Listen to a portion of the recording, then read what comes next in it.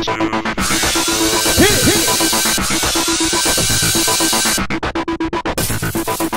everyone, welcome to tonight's recap of Top Chef Masters. Alright, the chefs that are competing tonight are Douglas Rodriguez from Miami, and he's playing for Ayuda for the Arts. Anita Lo from New York City, she's playing for Cher. John Besh from New Orleans, Making It Right Foundation. Make it right. Okay. Mark Peel from LA, Doctors Without Borders. All excellent charities, so let's get right to the quickfire. You have to create an egg dish with one hand behind your back. And they only had 25 minutes. And the judges were Gail Simmons of Food and Wine magazine. Puffy. Terry... Reish. and Monica May. Alright, so let's just hang this out there for y'all. I don't like eggs. I don't eat them, so I'm not going to comment on the taste. You can comment on the taste, and I'll comment on how they were cooked.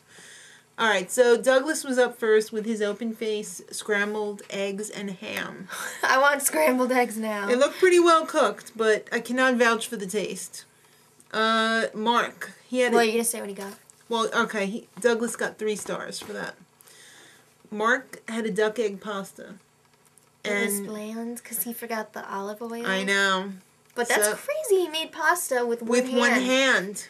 That is crazy. And they only gave him 2.5 stars, which kind of sucked. I thought that was a little... A lot of work went into that. Yeah. Alright, Anita. Her soft scrambled egg with shiitake mushrooms served up in an eggshell. That looked awesome. Yeah. It looked creamy, and it actually looked really savory. And I guess they really enjoyed it because they gave it a 5. Wow. Rounding out the pack, John. He did not finish his dish, so he had to send out 1 for the 3 judges to share. And it wasn't even finished. It was overcooked on one side and not cooked on the other. Yeah. And Gail Simmons said it tasted like fried grease. Burnt grease. No! So he got a 0.5 star. I thought that was a little generous. I thought so too. Alright, so the elimination challenge. You have to create a delish dinner for Neil Patrick Harris and friends at the Magic Castle. How crazy is that?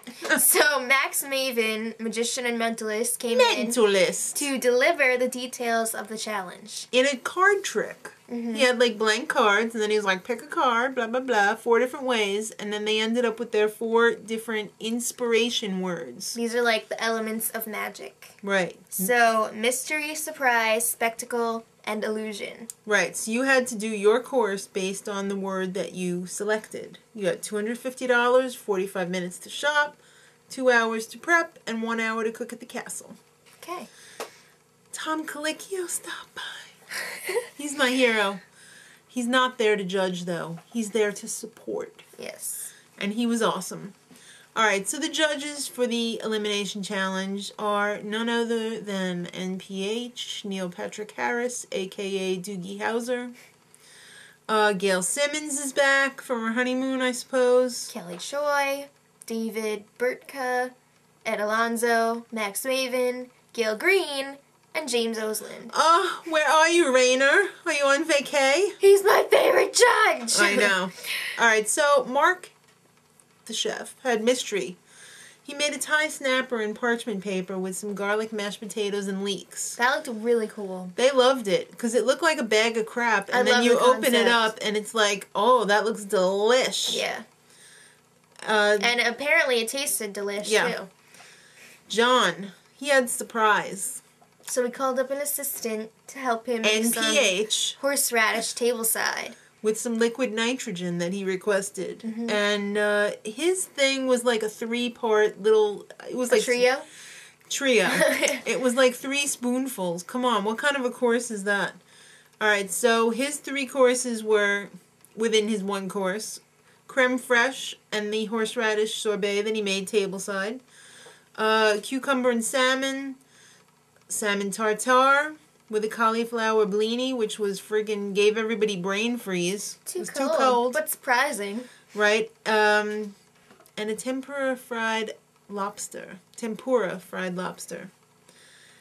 don't think it was very impressive for the judges. No. But I like the concept. Anita. She had illusion.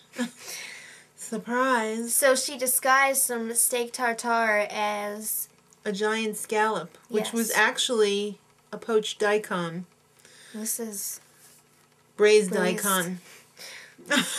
Close enough. It also had some caviar on there. NPH was like, I love this. Yeah, he went nuts for it. It kind of went with the magic thing because you open it up and it was like, ooh, guts. And Oseland was like, it tasted so bloody good in a good way. You're a freak. Yeah, either that or he's a Twilight vampire.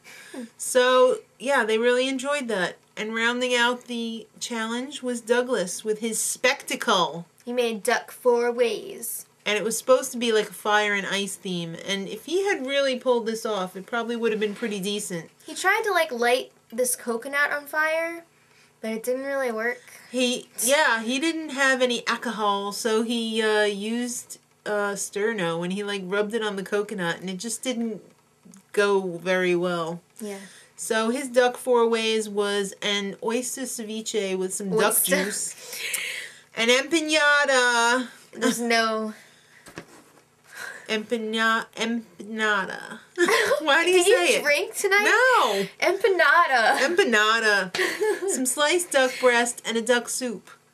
So, in between the challenge and the judging, they had this little rabbit trick where this guy with this giant head of hair pulled a rabbit out of his head. And gave it to Kelly Choi, and then the rabbit peed on her. It was worth it. Alright, so let's get to the scores. John. Yeah, that's right. He was the one who had the trio. He ended up with a 12. Ooh.